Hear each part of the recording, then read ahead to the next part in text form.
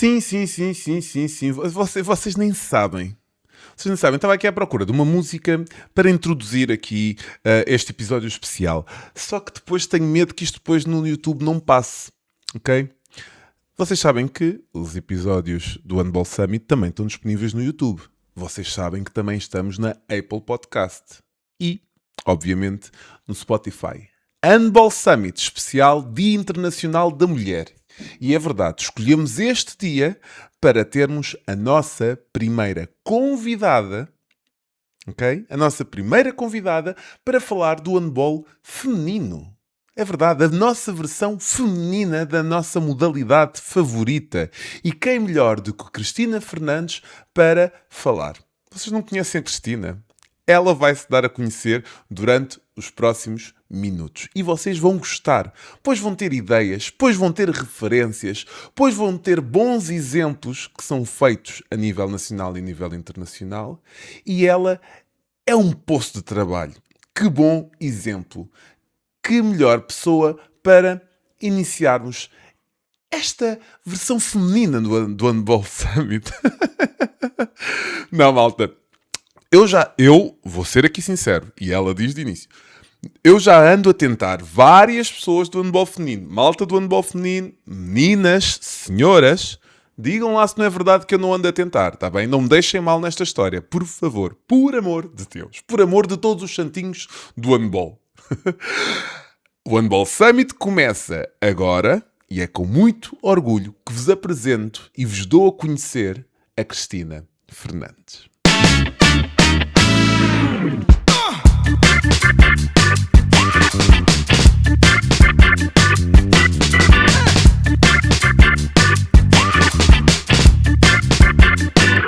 Bem, bem gravado.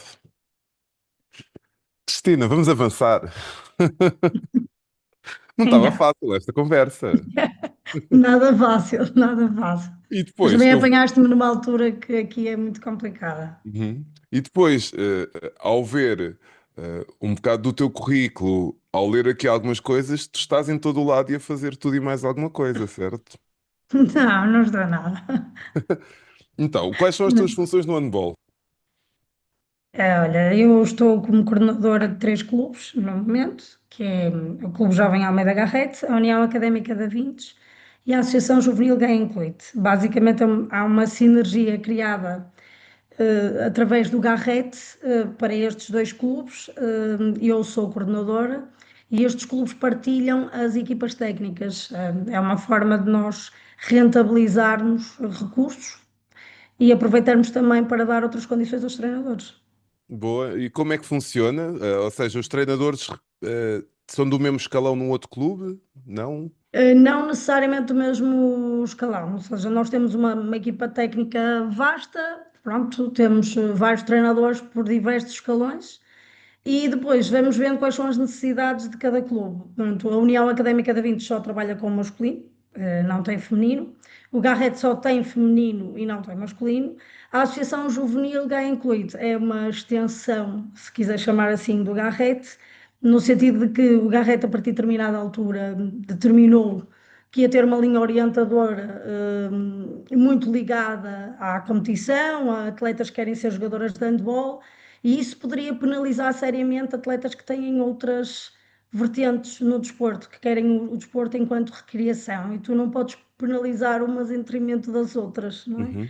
Então nós começamos a perceber que tínhamos também aqui uma componente muito ativa na nossa comunidade e precisávamos ter outros recursos, porque não podia ser o Garrete que quer investir seriamente na mulher no desporto, a liderar depois outro tipo de projetos de intervenção comunitária. E é assim que surge a Associação Juvenil Gay Incluído, para dar voz também às atletas que o desporto não é uma prioridade, ou vamos dizer assim, que ainda não estamos na fase de querer levar o desporto como uma máxima prioridade, mas queremos continuar a trabalhar e queremos que nos deem as mesmas condições. Pronto, e é assim que surge a Associação Juvenil Gay Incluído para colmatarmos essa necessidade que eu acho que era urgente no feminino. Uhum. Já desenvolvemos este tema. Cristina, como é que vieste parar ao handball? há um milhão de anos atrás. Eu vi, Nem nova, nós somos, tu também és de 83, sou de não 83, é? sim, e Exatamente. Eu sou de comecei julho, mês 7, tu és de junho. É muito próximo ali a em data. junho. Eu comecei no Santa Isabel, que agora continua a ser um clube excepcional, mas tem futsal e tem voleibol, mas tinha uma forte componente no handball. E eu comecei nesse clubezinho da terra que pá, foi primordial no meu desenvolvimento enquanto jogadora e foi aí que dei os meus primeiros passos como treinadora. Portanto, com 9 anitos, fui atrás da minha irmã, porque a minha irmã era guarda-redes já no clube. Eu fui um bocado atrás da minha irmã. Na altura ainda há aqui os Jogos Juvenis de Gaia, que é, que é toda uma cena aqui em Gaia, é uma participação das juntas de freguesia em diversos esportes. Há uma competição organizada entre abril e junho. E eu era sempre desviada para a ginástica. Eu queria ir para o Uhum. handball e depois era sempre desviada para a ginástica. Pois, entretanto, o Santa Isabel abriu uma equipa mais nova, porque na altura, não sei se tu te lembras, não havia escalões muito jovens, não Uhum, havia. sim. Foi gradual, e eu consegui entrar nessa equipa, pequenita, sem qualidade nenhuma, tadinha, mas Uhum. depois, mas foi muito giro, porque foi das mais novas a serem integradas, acho que um bocado pela persistência de estar lá sentada, e, e pronto, foi assim que começou, num ringue, porque não havia pavilhões, num ringue que tinha lama, quando chovia tinha lama à volta e nós tínhamos que o treinador tinha umas galochas para ir buscar a bola quando a bola saía fora do ringue. Portanto, foi assim. Hoje em dia a malta não tem muita noção disso, não é? Dos Não, rings e de algumas condições que a malta tinha. E hoje nós já estamos a reclamar por outras condições, não é? É sim, engraçado, não sim, é? sim, sim, sim, sem dúvida. Mas na altura eram os rings e grande parte. Eu lembro-me dos encontros nacionais serem grande parte deles em rings, não havia estrutura, havia poucos pavilhões. Eu lembro-me do meu primeiro treino em pavilhão, eu já era juvenil, portanto não era. Não havia esse privilégio, não é? Sim, a partir das juvenis é que já treinavam no pavilhão? Era isso? Aqui, não, não treinavam. Cresceu o primeiro pavilhão na Ok. minha zona, aí na escola secundária de Canelos, fizeram um pavilhão e então nós começamos a treinar no pavilhão, porque até lá todos os escalões treinavam no ringue. Uhum. E a Cristina, enquanto treinadora, hum, quando começaste também nesse clube? Sim. Eu fui uma privilegiada, na verdade. Eu fui uma privilegiada, muito privilegiada, porque na altura eu queria ir para desporto, já estava a ser encaminhada para desporto e tínhamos um protocolo, o Santa Isabel tinha um protocolo com a escola em que nós colaborávamos com o desporto escolar e estas atletas que gostavam de estar por ali eram encaminhadas a trabalhar também ali com o professor do desporto escolar, que na altura era o meu professor de educação física. Portanto, e ele era professor de educação física, não queria ter a ver com handball e deixava um bocado isso nas mãos do clube. E isso foi ótimo, porque depois o nosso coordenador na altura, o Licínio, encaminhava a malta mais nova que estava em desporto para trabalhar com os miúdos do desporto escolar. Portanto, eu comecei muito cedo nesta coisa de querer ser treinadora e de acompanhar e de estar, e depois, ao fim de semana, já acompanhava os jogos no desporto escolar. Portanto, o bichinho começou aí, e depois disso já não havia volta a dar. Depois foi ficando, entretanto, a direção do clube saiu e eu decidi ficar. E aí é um bocado o ponto de viragem do querer mais e do como é que nós podemos fazer isto. Era novíssima, tinha 18, 19 anos, estava na entrada para a faculdade, mas a ideia de ver o clube, deixar cair o handball, aquilo não me soava. Então acho que esse foi o primeiro passo para realmente me tornar consistente neste processo, porque estava sozinha na altura, era eu e mais duas treinadoras muito novas. Só que o facto de, naquela altura, hoje eu acho que é um bocado inconcebível ninguém a deixar. miúdas de 18 anos pegarem num clube e vamos para a frente e vamos fazer o que queremos. Mas na altura, por exemplo, eu lembro-me perfeitamente, com 18 anos, de levar uma carrinha para Rio Maior, para o Encontro Nacional. Tu hoje em dia os pais não te iam deixar meter Exatamente. as Mas já miúdas viste numa carrinha. a importância daquilo que tu estás a dizer? Ou seja, hoje em dia nós não deixamos, mas a importância que isso teve na Na minha construção vida. Sim. da tua vida, não é? Ou seja, às vezes temos que libertar e deixar esta malta fazer algumas coisas. Eu, quando disse que fui uma privilegiada, foi porque eu errei e não tinha Sim? ninguém para me dizer não vais por aí. Foi por tentativa e erro. E é Uhum. por isso que eu acho que me considero privilegiada, porque eu continuei a manter as relações com as pessoas que eram os meus mentores, com esse professor, com a minha própria irmã, que também estava no desporto, com o Licínio, que era meu treinador na altura. Ou seja, estas ligações eu mantive-as todas e isto permitiu-me agir no meu clube, perceber o que é que podia fazer, o que é que não podia fazer, o que é que estava certo, o que é que não dá, o que é que funciona, o que é que não funciona. E tudo isto foi aprendizagem, que hoje em dia eu acho que é dificílimo, e isto agarra-te ao desporto. Começar cedo a experimentar e a perceberes o que é que funciona para ti, agarra-te, a mim agarrou-me. Hoje em dia é muito difícil captar um jovem e dizer assim: olha, anda, vais ficar aqui com uma equipa com 18 anos, anda lá, anda a ver como é que é, anda a trabalhar, anda. É mais difícil. É mais Sim. difícil porque também na altura nós só tínhamos isto e hoje em dia um jovem com 16 anos tem inúmeras coisas. O sistema de ensino também é mais exigente, torna tudo um bocadinho mais complicado. Tem um mundo, não é? Hum, Tu depois, então, quando é que vais para a Almeida Garré? Eu estou a Bom, o dizer Almeida bem? Garrett, eu estive no Almeida Garrett em 2007, 2008 como jogadora. Enquanto ainda treinava o Santa Isabel, jogava no Almeida Garrett. Sénior? Sim, jogava nas séniores porque o Santa Isabel não tinha séniores, só tinha até às júniores e nós jogávamos nas séniores, no Garrett e estava, na altura era o Sr. António Freitas, presidente de Garrett, e nós estávamos, e eu era treinadora no Santa Isabel. E entretanto venho para o Garrett como treinadora, como coordenadora em 2016, 2017. É o ano em que eu ingresso no Garrett, depois de uma passagem pelo Módicos e integro o Garrett. Uhum. Então estás quase a comemorar 10 anos, né? A próxima época vai Sim. fazer 10 anos. E entras como treinadora de que escalão e coordenadora, desculpa. E entro eh, como coordenadora e treinadora das séniores, na altura. Ok? Mas já era algo que eu sabia que não era viável durante muito tempo, portanto, tinha muito trabalho para fazer, porque eu acho que há um estigma, se calhar agora não tanto, as pessoas começam também a mudar, mas o coordenador tem que ser o treinador dos séniores e eu não concordo nada com Uhum. isso. Também não O concordo, sim. coordenador tem que estar, o coordenador nem devia ser treinador, primeiro Uhum. para fazer o seu trabalho bem feito. Mas, ok, devido ao que temos, ao pobre desporto que temos, é inevitável que um coordenador tenha que passar pela função de treinador. Treinador de uma equipa sénior, acho que são duas coisas que exigem demasiado foco, demasiada concentração e que tem tudo para correr mal. Portanto, eu entro como treinadora das séniores e e coordenadora, mas depois foi um processo que se alterou rapidamente. Uhum. Eu sou sincero, não sigo muito o handball feminino, mas se há Sábado. clube, se há clube que eu gosto e sigo, é o Almeida Garrett.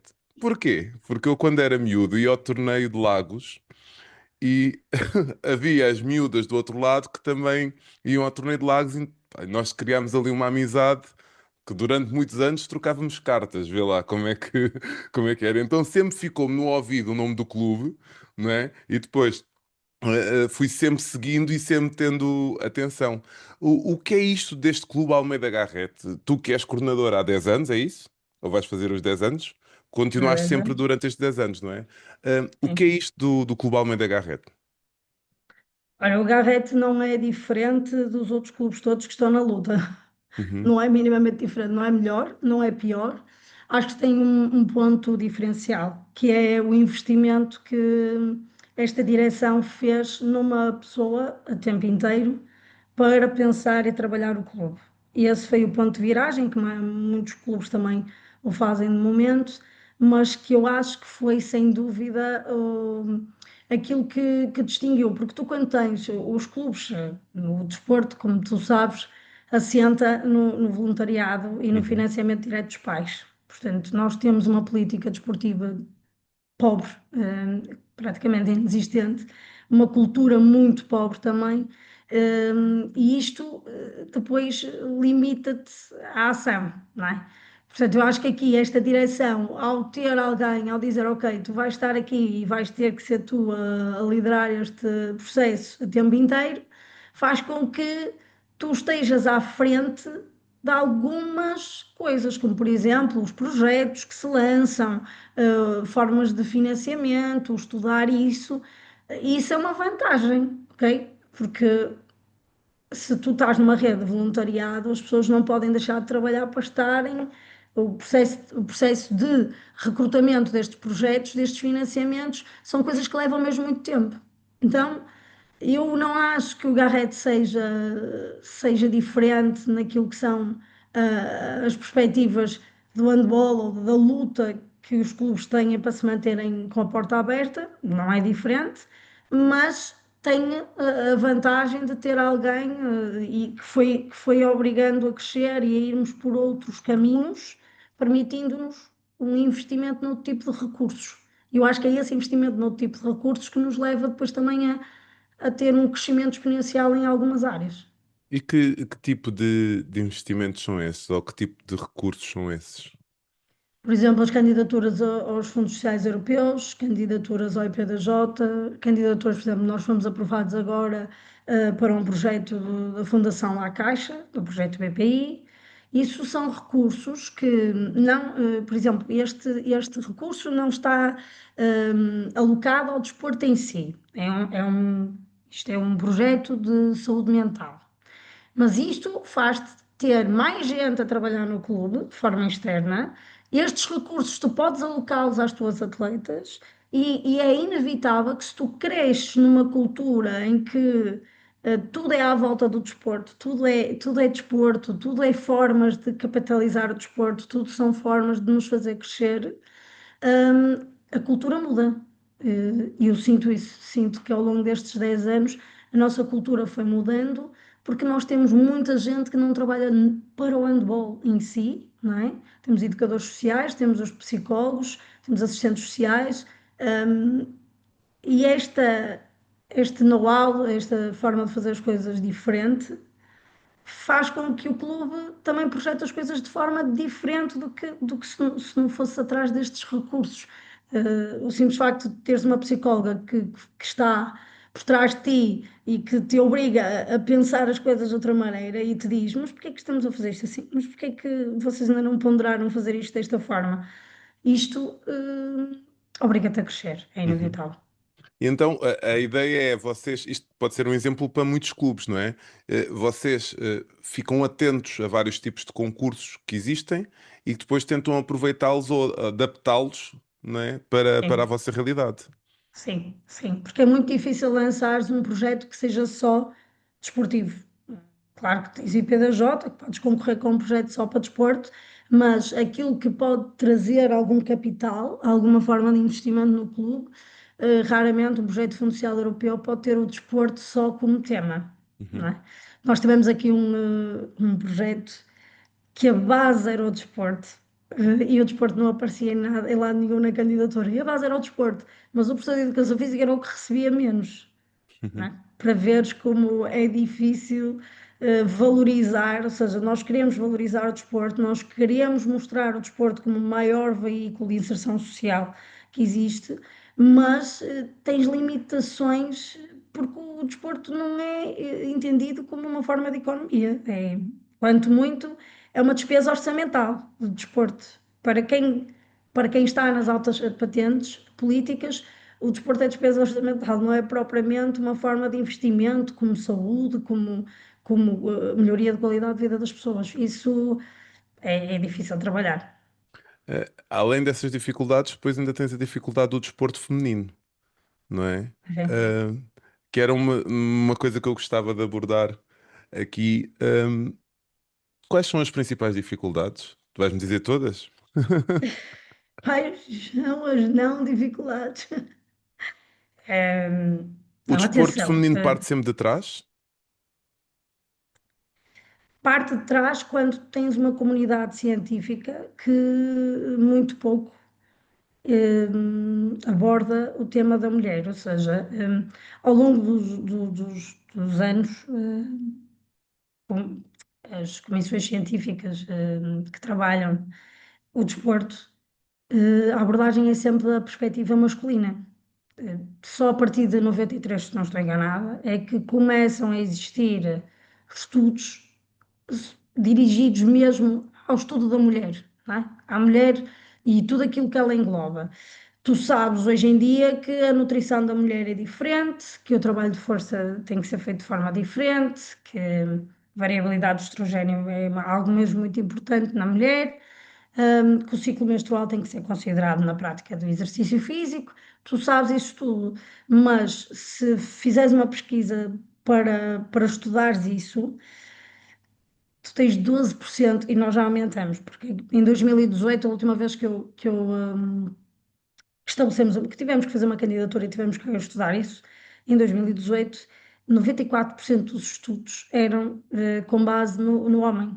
E do pouco que havia nas mulheres, as mulheres eram incluídas, ou seja, não era específico da mulher. Uhum. Havia uma inclusão da mulher naqueles estudos, é diferente, percebes? Hoje em dia, nós já aumentamos essa percentagem, neste momento são 12% dos estudos que já são direcionados para a mulher e 4 a 6% são mesmo só sobre a mulher. Ok, e isto diz assim, ok, há um avanço, claro que há um avanço, mas isso é limitativo Uhum. para quem trabalha, para quem trabalha nesta área, é limitativo para os treinadores, é limitativo até em termos de questões de campanhas de marketing, de conseguires ir buscar dinheiro, porque tu não consegues saber o que é que efetivamente podes explorar de bom, de espetacular no desporto feminino. E isso mesmo para o marketing, agora eu acho que também há aqui um ponto de viragem. Saiu há bem pouco tempo uma publicidade fabulosa do sangue que faz parte do jogo, pá, que ok, estamos a andar para a frente, a retirar tabus e a olhar para a mulher e dizer ok, o desporto feminino não é a mesma coisa que o desporto masculino, mas durante muito tempo tu trabalhaste sobre as regras dos homens. A mim, como treinadora e como coordenadora, é algo que sempre me preocupou, que é um homem que vem do masculino, quando chega a um grupo feminino, tem tendência a trabalhá-lo da mesma forma. As mulheres não têm a mesma força, não têm a mesma velocidade, não têm a mesma capacidade de salto, não conseguem trabalhar nem potenciar o que eles fazem da mesma forma. E tu não podes ter as mesmas jogadas, a mesma forma de jogar que tens no desporto masculino. E isso foi sempre algo que, ok, tu não podes fazer determinado tipo de jogada partindo do princípio que uma mulher vai meter o pé nos 9 metros e que vai conseguir resolver a situação da mesma forma que um homem.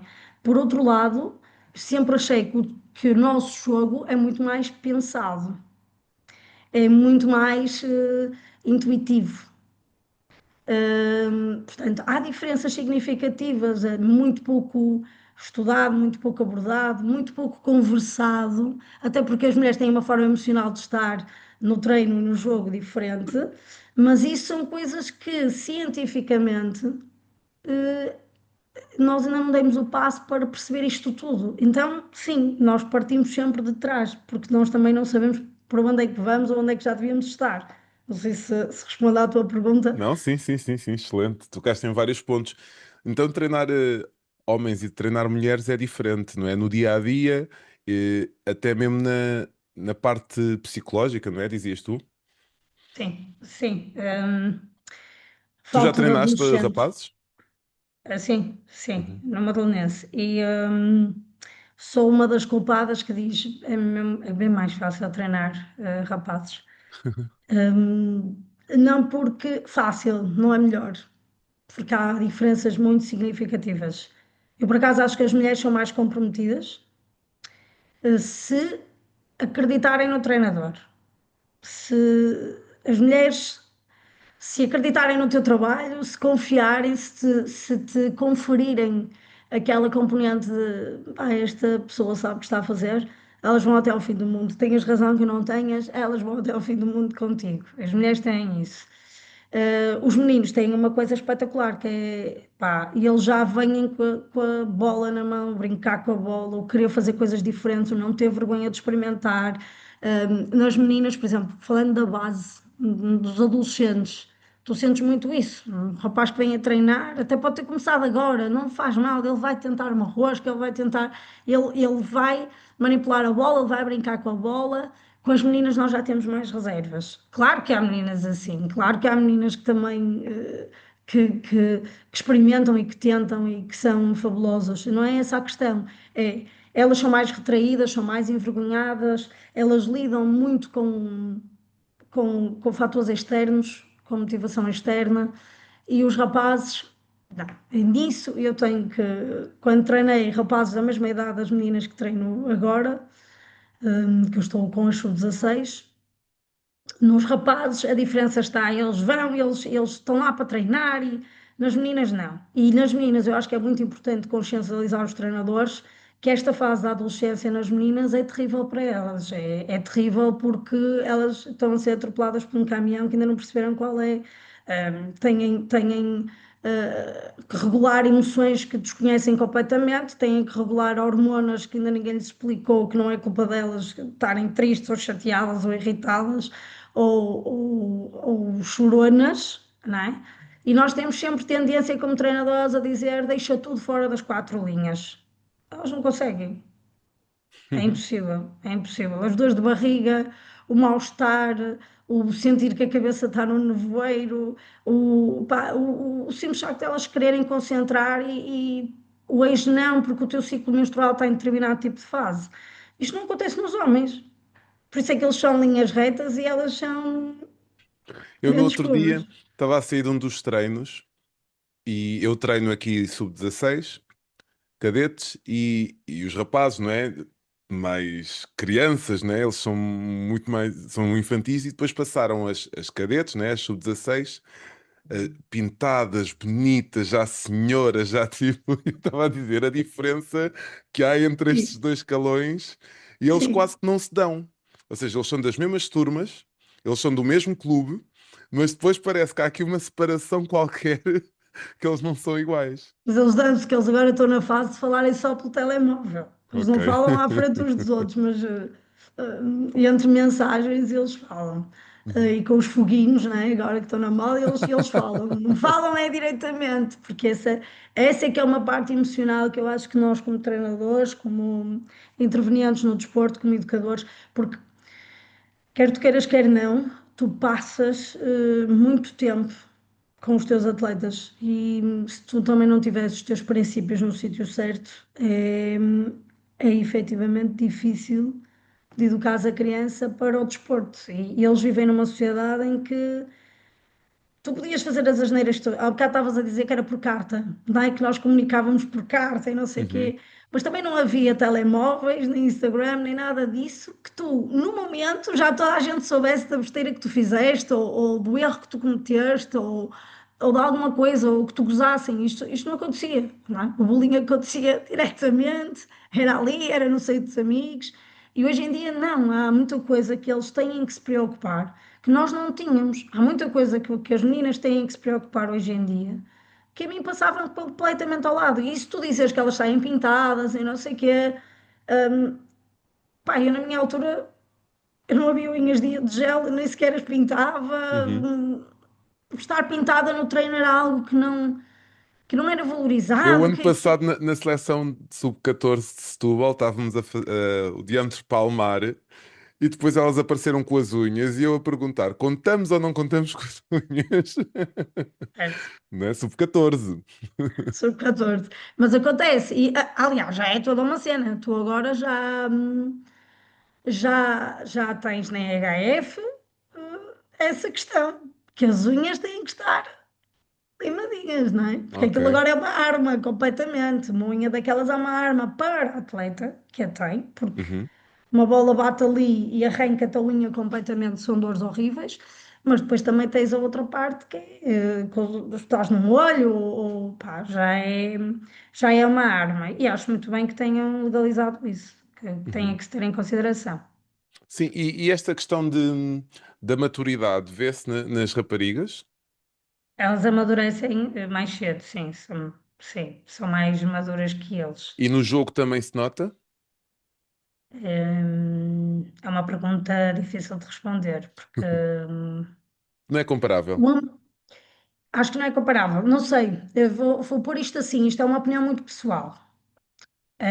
Duas equipas de sub-16 e eles são mais imaturos, mas ainda não têm a consciência da vergonha, o peso de falhar, têm na mesma, mas ultrapassam mais rápido até pela imaturidade, sabes? O reagir. Uhum. Elas, aos 16 anos, já estão com um peso imenso de eu não vou conseguir, ou eu vou falhar, ou o meu cabelo não está, saltou ali um bocadinho e eu estou mais preocupada em arranjar o meu cabelo do que propriamente em vir defender. Situações destas, tu sentes mais nelas do que neles. E, ou seja, a maturidade é ótima porque no seio de um grupo eu acho que também é bom, não é? Já conseguis tratar as coisas de maneira diferente. Por outro lado, esta maturidade acresce uma vergonha nesta faixa etária que é terrível e que é muito difícil porque depois vai levar à falta de autoestima e à falta de conseguir lidar com as suas emoções e perceber que isto é tudo passageiro e que na verdade não é real. Mas elas são muito negativas, têm um peso, não é? E um atleta com um peso negativo é um atleta que não consegue andar para a frente, não consegue evoluir, porque o pessimismo é a pior coisa que pode acontecer a um atleta, não Uhum. é? Sim. Porque o atleta pode não ser muito bom, mas se ele acredita, o atleta tem que ser dotado de uma crença, não é? E ele tem que acreditar que é capaz de fazer as coisas. E se não acredita, na adolescência vem esse peso, essa falta de confiança, essa falta de autoestima, que eu acho que é mais difícil lidar no que diz respeito às raparigas. Se bem que hoje em dia há uma consciencialização maior também para os meninos, porque se tu pensares bem, as meninas têm que ser delicadas, é isto que, não é? Meninas delicadas e os meninos têm O que ser padrão é esse. fortes e corajosos, não Uhum. é? Isto, nós já caminhamos muito a nível psicológico, já caminhamos muito para entender que não é assim e é ótimo, mas é difícil tu retirares estas características das meninas e dos homens, portanto, é difícil. Até porque tu Não é levas incomum. séculos e séculos com isso, não é? Não é incomum tu veres uma atleta dizer que não quer fazer mais trabalho de musculação porque quando está de top só se vê músculos e isso pá, isso não é incomum, lá está, ou seja, e os treinadores têm que desconstruir essa imagem, dizer não, tu és assim porque tu não és modelo, és atleta. Isto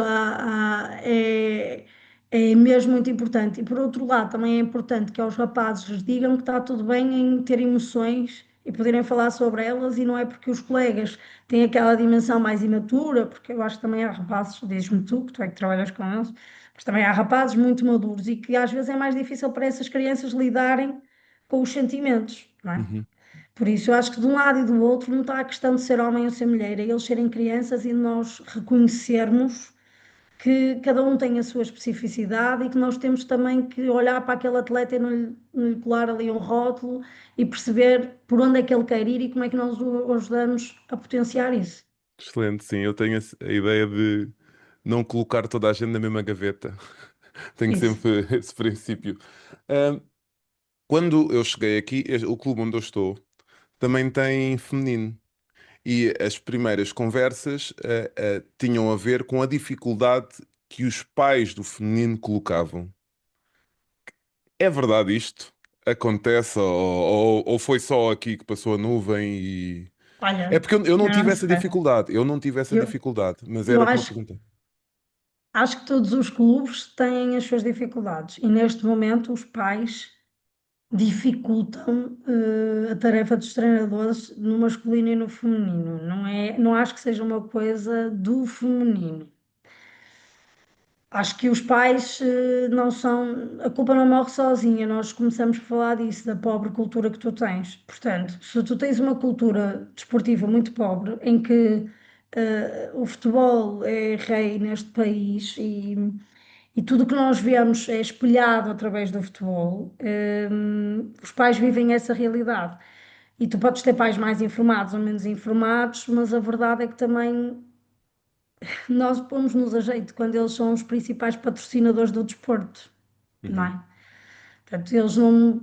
É muito difícil para o pai perceber que não está a pagar para o menino jogar, está a pagar para o menino treinar, mas depois também é muito difícil para os clubes perceberem que o menino tem que treinar bem e tem que jogar muito para crescer. Portanto, eu acho que esta conversa é uma conversa que tem que ser tida com os pais de forma aberta, porque nós não nos podemos afastar. Os pais fazem parte do processo. Eu sou mãe, portanto, eu percebo perfeitamente, eu faço parte do processo das minhas filhas, mas nós temos que ser pais e estar lá para os apoiar e para os deixar falar e para os deixar falar mal do treinador e mal do clube, porque eles vão passar por essa fase e eles têm que se queixar a alguém. O que eu acho que se está a criar de momento é o atleta não pode falar dos treinadores aos pais, porque os treinadores também estão cansados da intervenção nem sempre saudável dos pais. Mas depois também não se pode queixar aos pais, porque vai logo abrir aqui uma caixa de Pandora, porque o pai vai logo ao clube e vai falar com o treinador e não sei o quê. Pronto. Por isso é que eu acho que, tal como os pais parados têm que tirar a criança da equação para poder criar bem, não é? Nós também temos que fazer o mesmo, que é nós é que somos os crescidos e nós é que somos os adultos.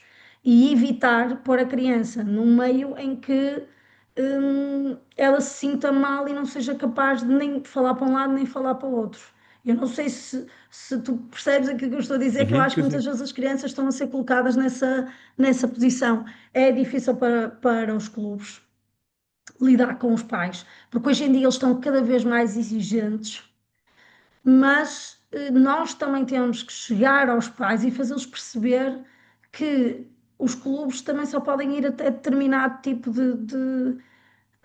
de fase, por assim dizer, porque se tu pensares bem, a culpa do desporto ser assim não é propriamente dos clubes. Os clubes são reis em Portugal. Se não houvesse os clubes e o voluntariado que há, não havia desporto.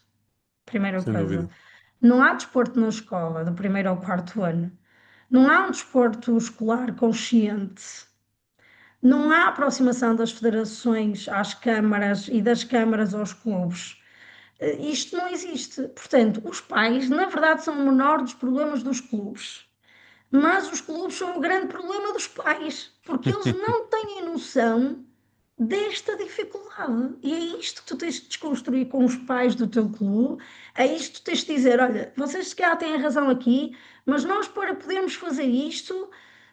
Temos que ter apoio daquele lado. E os pais, eu costumo dizer que as associações de pais neste momento eram capazes de gerir qualquer coisa, porque eles sim conseguem mudar o paradigma do desporto, as associações de pais. Bastava por tentarem, junto das câmaras municipais, junto das federações, junto do poder que regulamenta o desporto, perguntar porque é que o seu filho, que devia ter blocos de 45 minutos de exercício físico, não tem. Grande parte das escolas não tem.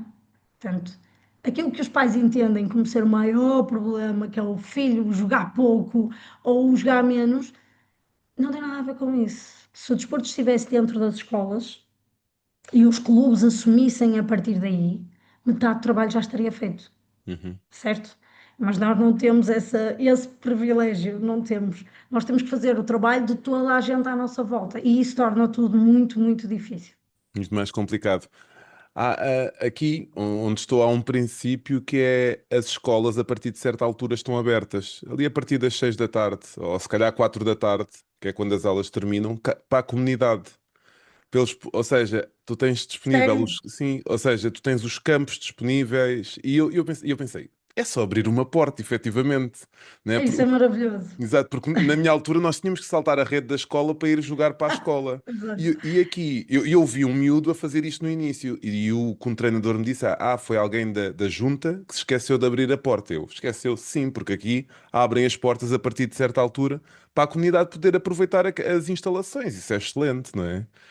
Isso é espetacular. Isso era uma medida que toda a gente devia adotar, porque tu não vês assim tantos parques Uhum. agora, pelo menos aqui nesta zona, em Gaia, ok, tu tens, mas a ideia é que uma comunidade pudesse ter um espaço, percebes? E isso é difícil, claro que é.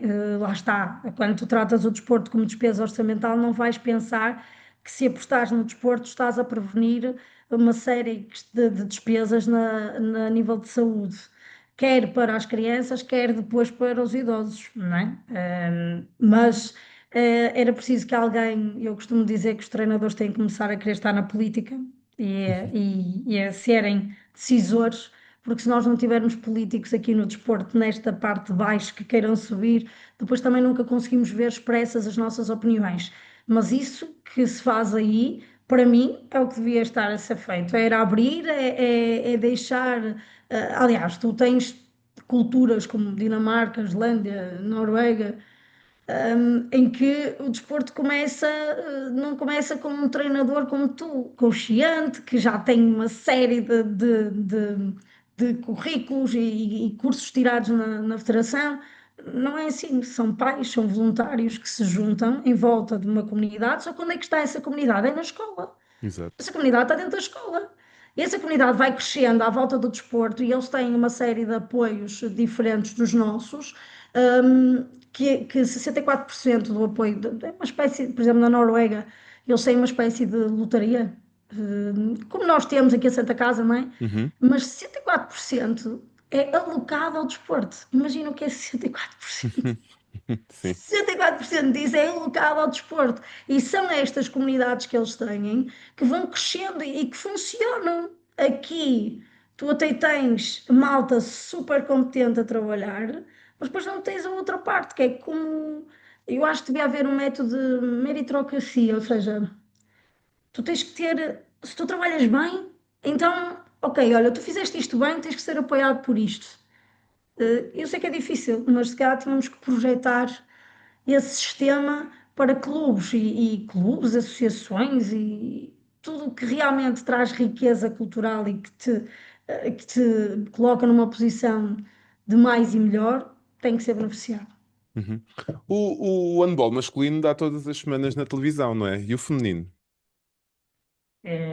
Já vamos tendo. Aqui estás-me a pôr numa posição que eu tenho que criticar depois aqui todos os órgãos É, que já é isso, estás. a ideia é chamar a atenção. Olha, eu não posso culpar os meios de comunicação social, porque eles trabalham com números. O que eu posso culpar é, relativamente ao handball feminino, o que eu posso culpar são as pessoas que o veem e que estão sempre, sempre a criticar. Ou seja, o objetivo deveria ser tu veres, aumentares os números, não é? Vês, quando está a dar na televisão, vê, liga a tua televisão, porque nós temos que aumentar os números, e não ser sempre críticos e sempre, eu acho que nós temos a crítica é muito fácil relativamente ao desporto no feminino, só ao desporto no feminino, também deves passar por isso, não é? A crítica é algo que é muito fácil para quem está no desporto, para quem trabalha, está sempre, nós somos a pior profissão do mundo, porque toda a gente percebe daquilo que nós estamos a fazer, é um problema, eu não posso ir criticar um médico, nem o enfermeiro, nem o psicólogo. Eu não posso criticar ninguém porque eu não percebo nada do que eles estão a fazer, mas toda a gente acha que pode falar do treinador, da federação, das associações. Toda a gente tem uma crítica, mas nenhuma, pelo menos aquilo que eu tenho assistido, é efetivamente construtiva, ou eu sinto que os clubes se querem chegar para ajudar, querem unir comunidades, porque o meu peixe é sempre melhor que o teu e eu tenho é que valorizar o meu. Não sei se isso te faz sentido, mas é o que eu Uhum. sinto. O Garrett deve ser dos clubes mais enxovalhados. Agora posso dizer isto publicamente, não é? E não me Uhum. custa nada. Hum, há um blog, uma coisa qualquer. Eu tinha muito pouco conhecimento, fiquei a ter nos últimos anos, que é o Banhadas Handball. E É lá, eu, ainda não tínhamos falado do banhadas. opá, pronto, não sei. Sim. Atenção, eu acho que aquilo é espetacular. Uhum. Eu genuinamente acho que aquilo é fixe, porque aparece lá efetivamente muita coisa boa Muita informação. informação é espetacular, a Eu tenho um informação. amigo que diz que esse é dos segredos mais bem guardados do handball, e no handball nós sabemos tudo, que é quem é que gera essa página. Sim, eu espero que quem esteja a gerir esta página que também ouça esta parte, Uhum, sim. que é o Banhadas, com tudo o que faz de bom, deveria ter outra questão muito pertinente, que é porque é que não ajuda a defender, ou pelo menos a não enxovalhar as pessoas que trabalham. Eu estou a falar de Garrett porque realmente eu fui chamada a atenção há pouco tempo por uma série de comentários. As pessoas criticam e associam o Garrett a uma série de fraudes espetaculares, que eu adoro. Eu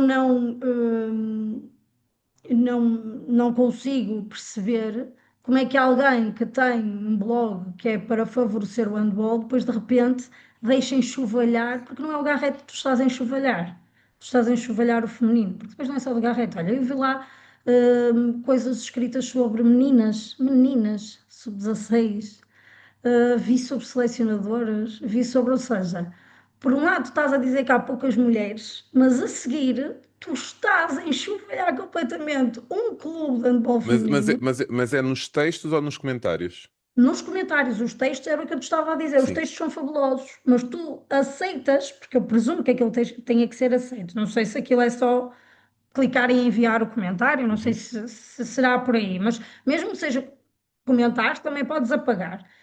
Eu nunca vou achar correto tu escreveres algo sobre uma atleta. Isso é inadmissível. Isso é inadmissível. Eu com os clubes, opá, os clubes, pronto, clubes, federações, associações, são instituições públicas, mas uma menina não é uma instituição pública. Não se rege pelas tuas regras, não se pode reger pelos teus comentários e não tem o direito, ninguém tem o direito de pôr em praça pública ou de expor uma criança em praça pública. Isto é crime, percebes? Então eu acho que quando tu me dizes, pá, como é que é em termos de comunicação social, também estamos atrasadas, estamos, mas nós temos uma população que vê para criticar, não vê para dizer, "Ei, olha, era fixe melhorarmos aqui isto, olha que espetacular, ao longo destes 2 anos a Federação tem feito inúmeras atividades para favorecer o feminino, para que os clubes tivessem outra forma de valorizar o feminino, que tornassem o espetáculo desportivo, que é muito difícil, mas tornassem um espetáculo desportivo no seu pavilhãozinho da terra, parecido ao que tu vês no Porto Benfica, que queiras fazer isso. Não é que faças, porque é muito difícil fazer, mas que queiras, porque isto começa com o que tu quereres. Uhum. Só que tu fazes e logo a seguir tens uma crítica. E as pessoas não são, no feminino ainda, resilientes a esta brutalidade de comentários, porque tu não te estás a expor só a cara do Garrete, tu estás a expor a cara das tuas atletas. E isto é muito difícil E das de. pessoas que estão ali no dia a dia, não é? Sim, Que vão sim, ajudar essas atletas a sim. ficarem mais fortes. Olha, não ligues a esse comentário, mas aquilo também toca, não é? Ou seja. Mas os adultos têm sempre as suas armas para se defender. Uma criança Sim, vê mas numa comentários. comunidade onde estamos todos a lutar para que a modalidade cresça, irmos para trás de comentários de anónimos, ou seja lá o que for, Sim, as críticas sim, podem ser feitas, não é? No lugar certo, não é? E podem e devem ser feitas, mas de forma anónima e com esse objetivo, e isso é verdade, existe muito nesse blog, esse objetivo de criticar e de falar mal, e aquilo tem muito positivo, não é? sim. Porque fala de todos os escalões, fala de todos os campeonatos, e de repente temos ali essa parte. E Não é? tens informações super valiosas nesse blog. Atenção, Uhum. eu acho é que as pessoas nem leem. Eu acho que grande pessoa das que vão comentar, acho que quem vai comentar nem sequer lê a notícia. É algo extraordinário, porque o blog está mesmo construído e eu até gostava de deixar aqui os parabéns a quem efetivamente está por trás disto, mas depois há toda uma identidade de crítica associada a isso, não é? Que é, tu criticas, mas depois vais lá ler e vais. Pronto, eu tomei conhecimento porque houve coisas gravíssimas a serem ditas ali, em que nós tivemos mesmo a considerar atuar, mas depois percebemos que, como é tudo anónimo, ia ser E muito Cristina, difícil. isso não. A maior parte desses comentários são de pessoas próximas, não é? Sei lá, olha, eu já estive lá, já houve numa grande discussão que houve nesse blog. Eu percebi que são pessoas que inclusive até se fazem passar por alguém do Garrete, porque depois tu, quando tens esta comunidade, também sabes quem são as pessoas que podem ter ido lá dizer determinado tipo de barbaridade. Mas eu vou-te dar um exemplo muito simples. Havia lá alguém que se intitulava como sendo do Garrete a dizer que nós aliciávamos atletas dizendo que lhes podíamos dar mais uma ou outra nota para a entrada na faculdade. Percebes? É ridículo. Mas depois os comentários a partir daí era como se efetivamente aquilo fosse uma coisa. Ou seja, é impossível, nenhum clube consegue fazer isto, não poderia fazer isso, nunca na vida alguém iria ter essa.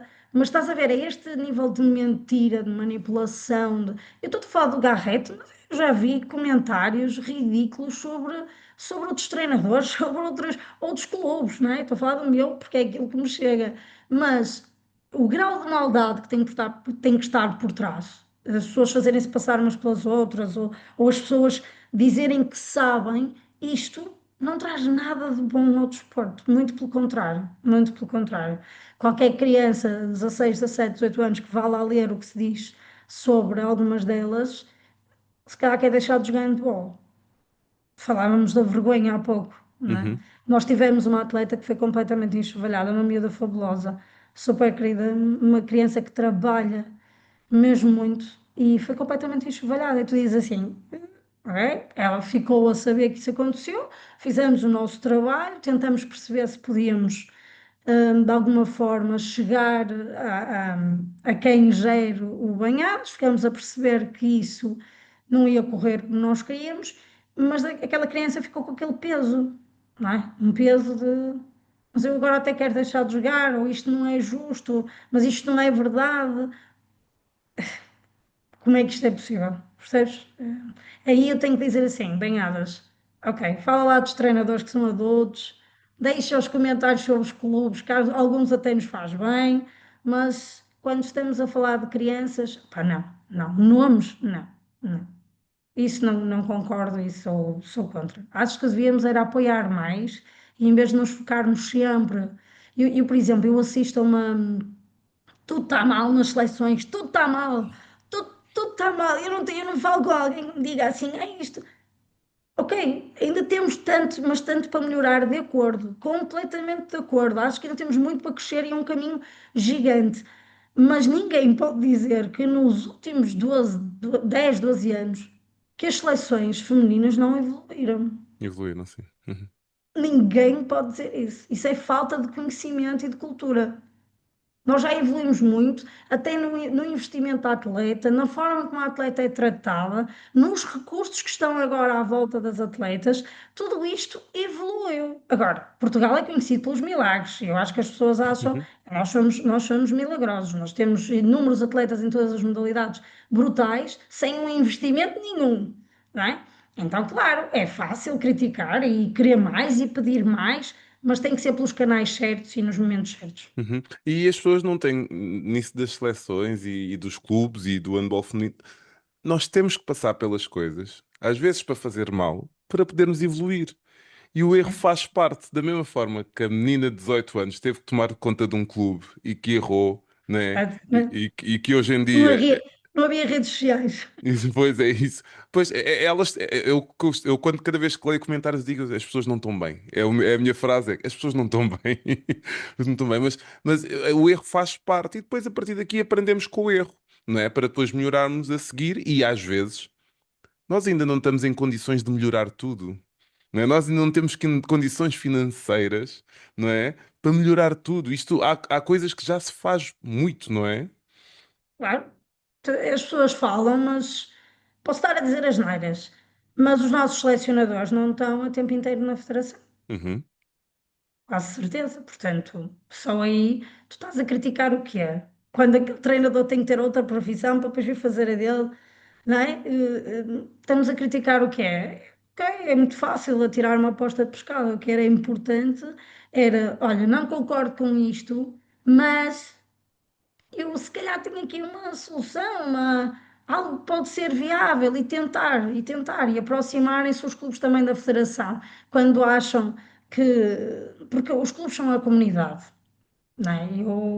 Eu tenho muito cuidado e eu explico aos pais, há um estigma, acho que tu percebes, as baixinhas, é todo um problema. Uhum. Toda a gente acha que tem uma baixinha no clube que devia estar na seleção. Eu tenho sempre o cuidado, quando falo em reunião de pais, de dizer que os critérios são definidos por quem lá está. E nós nem sequer devemos opinar sobre essas questões, porque eles é que estão a nível internacional e eles é que têm o know-how para perceber o que é que pode funcionar ou não. Mas até isso, eu acho que a seleção está a ir de encontro, está a começar a perceber que nós também temos de ter a nossa identidade e não a identidade dos outros países.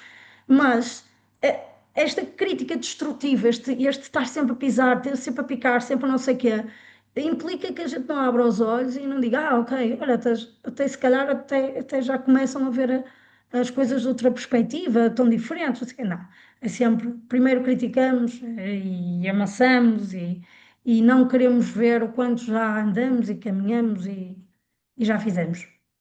E tu achas que a seleção sénior evoluiu, não é? Como dissemos há pouco, e que está num bom caminho para, num futuro próximo, estar nas principais competições de forma consecutiva? É porque depois existe essa comparação com o masculino, não é? Mas que eu acho que ganhamos todos. Eu não acho que possa ser sequer comparável. Uhum. Não é? Porque o trabalho de um selecionador no feminino não é o mesmo trabalho que um selecionador no masculino. E a nossa seleção masculina tem dado provas brutais que até têm ajudado a crescer o feminino. Mas Uhum. isto, a nível internacional, tu tens que provar para conseguir ser, não é? Isto não vai lá ao contrário. É, realmente tu tens que ter alguns trunfos, alguma vantagem internacional para crescer. E nós temos vindo a crescer. Nós podemos querer contestar opções, mas a verdade é que houve um crescimento naquilo que são as competições internacionais femininas. E isso não agora, lá está, voltamos ao mesmo. As pessoas, nós atingimos isto, então as pessoas, nós temos que atingir mais e mais e mais e mais e mais e mais. Ok? E logo a seguir, nem damos tempo. Mas isso não é. Tu podes atingir isto com uma geração e a geração a seguir, como podes ter atingido isto e de repente aparece uma geração espetacular e tu, puma, não é? Agora, nós andamos sempre focados. Eu acho que o foco, neste momento, o grande foco é o desnível das competições, são 14, dos resultados, do 6 para 6, 7 para 7. Esta é a nossa discussão. Quando nós devíamos estar todos a discutir porque é que a Federação não é capacitada com mais orçamento? Porque é que a Federação não consegue? No outro dia alguém me estava a dizer, saiu um orçamento qualquer e dizia que a Federação tinha não sei quanto para seleções. E estava tudo a discutir aquilo. E eu estava a pensar, isto é mesmo falta de cultura. Porque o dinheiro que vem para as seleções não é propriamente do orçamento da Federação, não é? Há todo um organismo acima da Federação que vai capacitar as seleções de todas as federações. Ou seja, lá está, vamos sim criticar, mas ser construtivos e dizer, olha, mas então porquê é que a Federação não poderia tentar ir buscar ali para capacitar isto ou aquilo? Eu acredito mesmo que as federações deveriam capacitar os clubes. Eu acho que as federações deviam ter pessoas nos quadros delas que lhes permitissem ir aos clubes, dar formação nos clubes, estar mais perto dos treinadores, ajudar os treinadores a agir, mas a Federação também, economicamente, não consegue ter isso. Ok, por isso é que eu acho que tem que haver este. Sim, vamos criticar, vamos pedir mais, vamos obrigar a Federação também a perspectivar as coisas de maneira diferente, mas não pela crítica destrutiva com que temos e estamos sempre muito focados nas seleções. As seleções são o resultado dos clubes. As seleções são o resultado das atletas que chegam lá e como é que chegam lá. Temos todos essa responsabilidade, não é? Todos. E depois eu não consigo conceber como é que os clubes não conseguem perceber, que gostam de criticar a seleção, mas poucos são os clubes que se tentam inteirar sobre o modelo de jogo da seleção, não é?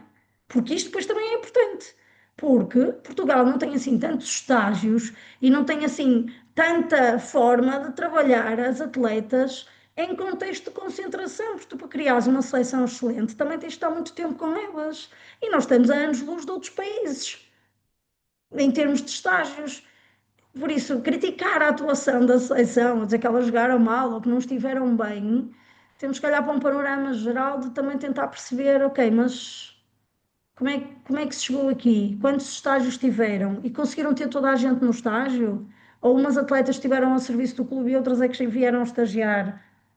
Há toda uma série de argumentos válidos para ambas as partes, mas que temos que ser cuidadosos na forma como tratamos as pessoas Uhum. que realmente E trabalham. também em termos de números, não é? Porque quando vamos jogar com outras seleções, está um número gigante de atletas, não é? Uma diferença brutal na opção de escolha, né? Eu fiquei abismado, para não dizer outra coisa, com infantis femininas aqui na Galiza, de 56 equipas.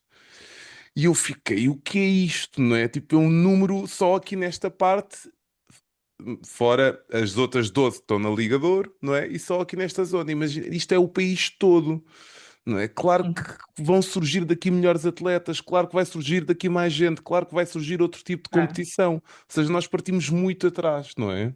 Sim, nós temos aqui uma amostra muito pequenina, temos uma amostra mesmo pequenina, e depois eu acho que temos outra agravante, que é nós não conseguimos segurar atletas com qualidade. As atletas são orientadas para o exterior, ou seja, nós não conseguimos. Isso devia ser um programa que a Federação deveria, junto do poder político, tentar institucionalizar. Tu não consegues, porque é que nós temos um campeonato fraco? Ouvimos muitas vezes dizer que o campeonato feminino é fraquíssimo, que tem três ou quatro equipas muito boas, e depois, primeiro, porque todas as boas atletas estão fora, estão no exterior. Atletas que têm vertente, não é boas atletas, atletas que definiram no seu percurso que iam ser jogadoras de handball, têm que ir para fora. Tu queres comparar as atletas que já trabalham até às 7 da tarde e a seguir vêm para o seu treino com atletas que foram para o estrangeiro e que vivem do handball. Isto é uma realidade ingrata. Portugal deveria tentar, nós exportamos atletas, nós exportamos talento. Tu formas e exportas talento. É o que Mas estás isso a também não fazer. ajuda a seleção? Claro que sim, mas também ajudava a seleção se o teu campeonato fosse mais competitivo. Uhum. Percebes? E hum, nós não conseguimos fixar atletas aqui nos clubes. Eh, eh, Eu tenho uma opinião muito controversa, mas não quero ser mal entendida, mas se tu andares 20 anos para trás, tu vias um Madeira Sade, um Colégio de Gaia, um, um Gilianes, Uhum. com uma qualidade de atletas brutais. Madeira era passagem de atletas, era ao contrário. Entravam ali atletas espetaculares, que depois iam fazer o seu percurso na mesma, mas estavam ali no Madeira. Portanto, nós éramos passagem para subida. Nós éramos. Perdemos isso. Eu acho que nós temos que estudar porque é que estamos a perder, porque é que não conseguimos uma madeira assim tão forte, porque é que não conseguimos ter estas. Temos agora o Benfica, não é? Ok, muito forte, mas passeia pelo campeonato, não é? E não E tem a isto ver com tem o que. investimento também, que eu acho que vamos sempre bater nesse ponto. Eh, Atenção, eu acho que. Primeiro, eu acho que para nós, Garrett, nunca funcionaria ter uma equipa masculina associada, ok? Não funcionaria. Se tu tens duas masculino e feminino, a probabilidade do investimento ser no masculino é muito grande, primeiro. Por isso é que nós nos mantemos só com o feminino. Sabemos que o que entra cá é mesmo só para o feminino. Mas equipas como o Benfica têm um nome gigante por trás, não é? Isto traz visibilidade. Aquilo como o Porto ou o Sporting, Vou dar-te aqui um exemplo. O Porto decidiu fazer feminino no futebol, e uma das melhores atletas de alguns clubes saltaram logo para o Porto. Muitas vezes isto não tem a ver com aquilo que lhes vão pagar, Uhum. tem a ver com o emblema com que vão jogar. Ok? Porque eu não acho, com todo o respeito que tenho pelo Benfica, não está aqui em questão, mas o Garrett não trabalha pior do que o Benfica, tem diferentes condições do que o Benfica, ok? E equipas como o Benfica, como a Madeira, têm que ter um rigor no seu trabalho, porque eles representam a parte profissional do desporto em Portugal. E é muito importante que eles, sim, esses clubes que têm essa capacidade, que pá, apertem com toda a gente que têm que apertar para que elas recebam, para que elas tenham condições de trabalho, mas que lhes paguem a sério, porque eu tenho sérias dúvidas que a maior parte dos plantéis sejam profissionais a sério. Uhum. Mas também há importância no desporto feminino, por exemplo, quando tu vês o Sporting, o Benfica e o Porto e o Braga a investirem, não é, no futebol, isso ajuda, não é? Mas ao mesmo tempo retira, não é? Tem os dois lados. Aqui, da mesma forma em que nós na nossa modalidade temos o Benfica, seria bom que o Sporting e o Porto também tivessem essa parte, mas também iria retirar alguma coisa, não é? Como é que Retira muito, ficamos? retira muito. Uhum. Retira porque não há uma estratégia dos grandes clubes. Os grandes clubes não estão preocupados com os pequenos clubes, estão preocupados com os pódios. E isso é muito perigoso. Os, desculpa? Com os pódios, Ok. com as medalhas, com os pódios, não estão propriamente preocupados em ser a parte sustentável, do que falta aos clubes pequenos. O que eu acho é que federações, Fundação do Desporto, Comitê Olímpico, se deviam sentar à mesa e perceber que sim, nós precisamos que o Sporting, Benfica, Porto, Braga, estas equipas que estão ligadas ao futebol com componentes altíssimos, que têm outros orçamentos, que realmente fizessem um investimento numa equipa feminina, mas não ir buscar protocolar porque, por exemplo, no Garrett, que, ok, nós temos uma boa capacidade para formar atletas, era excelente que algum clube quisesse protocolar e dizer assim, ok, mas nós vamos aí buscar duas ou três que vocês acham que são boas e venham para um registro profissional. Isto sim é valorizar o trabalho que é feito.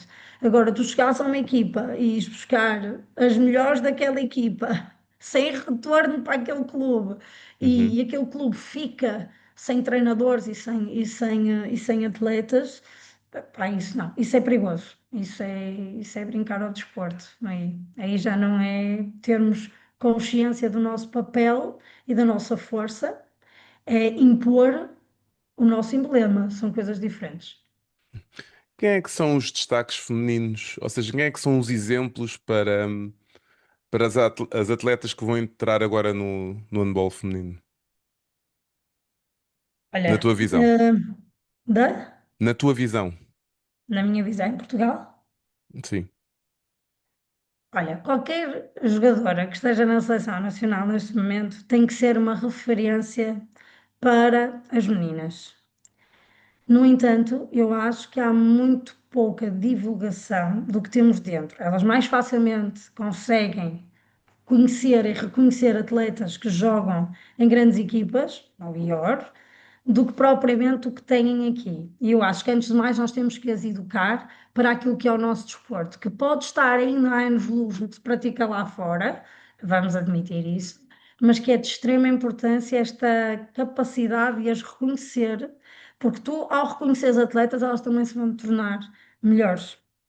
E isso eu acho que nós divulgamos muito pouco o que elas são para lá do handball, não é?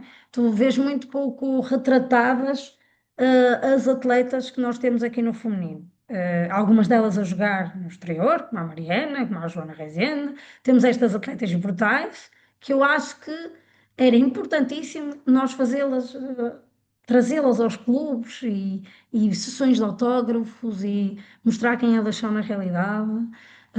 Mas isto não é só no handball, porque tu tens uma pluralidade de mulheres no desporto em Portugal que deviam ser muito mais faladas, que deviam haver inúmeros seminários em que elas estivessem presentes e que dessem o seu contributo. E não estou a falar só, olha, uma das mulheres que eu acho que nós devíamos mesmo ouvir falar mais é a Ana Seabra, que Estou a tentar.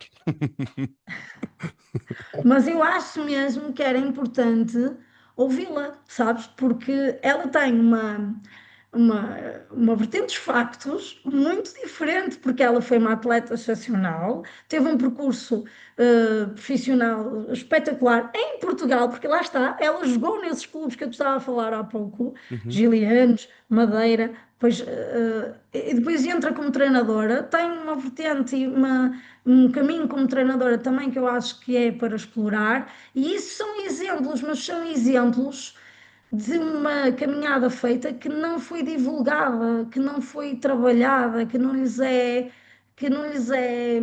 conferido o espírito de ídolo. Olha para esta gaja e o que ela conseguiu. Renata Tavares, que é capaz Uhum. de ser das atletas que nós devíamos voltar a trazer, a falar, porque tu tens uma comunidade muito jovem neste momento, tens atletas muito jovens, que esta é a cultura que elas vêm, mas a verdade é que o handball feminino tem uma história muito bonita de se contar, pela primeira pessoa, por atletas que fizeram esta caminhada, muitas delas de forma profissional, sem serem reconhecidas como isso, sem contratos de trabalho. E isso eu acho que era importante nós valorizarmos. Isto para responder à tua pergunta, sim, nós temos inúmeras atletas que têm que ser agora potenciadas como ídolos nesta geração mais nova, mas eu acho que acima de tudo nós temos tão bons exemplos que temos que as deixar falar em plataformas como a tua, trazê-las para a praça, falar com elas, perceber o que é que elas fizeram, como é que fizeram e o que é que nós podemos melhorar. Excelente, Cristina. Olha, o que é que uma atleta feminina, de handball nunca se deve esquecer? Da humildade. E humildade não é falsa modéstia, está bem? Nós podemos ser muito bons no que fazemos e reconhecer que somos muito bons no que fazemos, mas não esquecer de onde viemos. E não responder com as mesmas armas de crítica com que somos atacadas. Eu acho que isso é mesmo muito importante, que qualquer atleta, não só no handball, mas qualquer atleta que se lembre de sempre de manter a humildade, porque a humildade depois vai ser associada a características como a persistência, como a resiliência, como a capacidade de espírito de sacrifício, e isso é que vai fazer de um jogador um atleta, porque há uma diferença significativa em ser jogador e ser atleta. Cristina, muito obrigado. Obrigado pelo teu trabalho. Temos aqui um exemplo vivo de uma pessoa que persiste, não é? E que luta todos os dias pelo handball feminino. E obrigado por esta conversa. Gostei Obrigada muito. eu, obrigada pelo convite e espero que tenhas muito sucesso nesta caminhada que eu acho que é espetacular. Para Muito mal está a obrigado. falar. Muito obrigado, então. Obrigada. Tudo bom. Beijinhos. Obrigada, Walter. Tchau, tchau. Adeus, beijinhos. Beijinhos, Cristina. Muito obrigado por esta excelente conversa. Malta desse lado, como estão? Gostaram? Eu gostei muito. Que bons exemplos. Que boa conversa. Foi ou não foi uma boa conversa? O Handball Summit está muito orgulhoso e eu estou muito orgulhoso das mensagens que vocês têm enviado e deste podcast. Muito obrigado por tudo. Este foi mais um passo importante no crescimento deste podcast. Voltamos num próximo episódio com outro excelente convidado. Como dizia alguém na televisão, não existem histórias banais. E aqui, neste podcast, não existem episódios banais. Até ao próximo episódio.